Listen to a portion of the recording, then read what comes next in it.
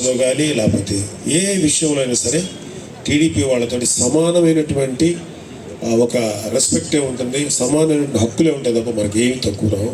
So alliance విషయంలో మీరు ఏ doubt పడకండి. అలాగే ఎవరు ఎమ్మెల్యేగా ఉండాలి, ఎవరు ఎంపీగా ఉండాలనేది జనసేన టీడీపీ నాయకులు నిర్ణయించుకునే అవకాశం వాళ్ళకి.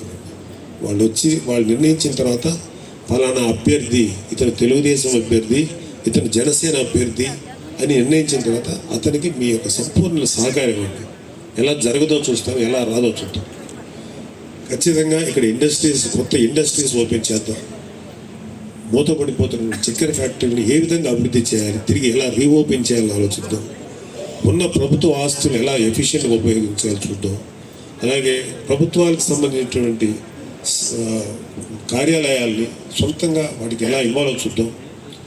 ఇలా ప్రతి ఒక్క విషయంలోనూ మీ జీవితాల్లో మేమందరం ఉంటాం, మీకు అండదండగా ఉంటాం.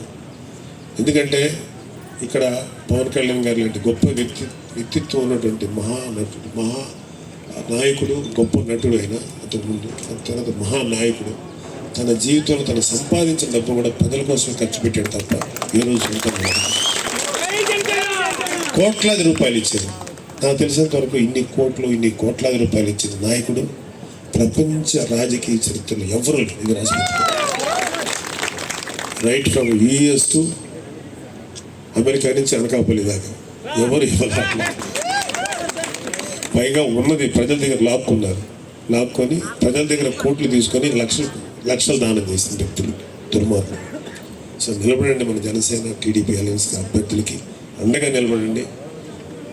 సో ఒక మంచి మాటతో చెప్పి ముగిస్తాను.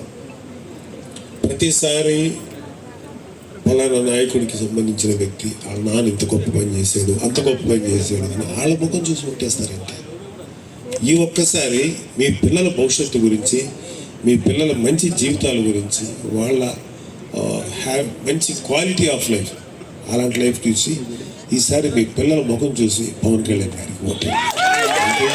జై జనసేన, జై హింద్.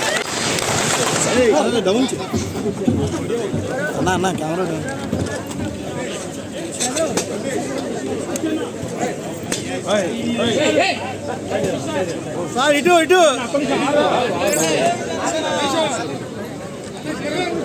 ఫోటోస్ తీయండి. గణేష్ సైడ్, గణేష్ ఇటు